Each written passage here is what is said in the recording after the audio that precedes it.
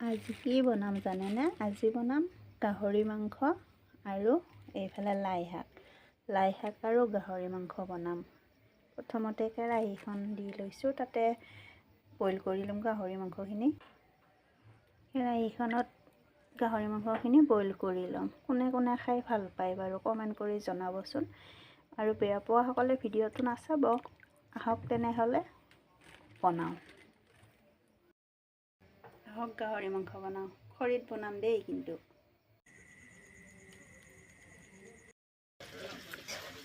দিয়া দিম আদা নহৰু আৰু নৰসিংহৰ পাত আছে।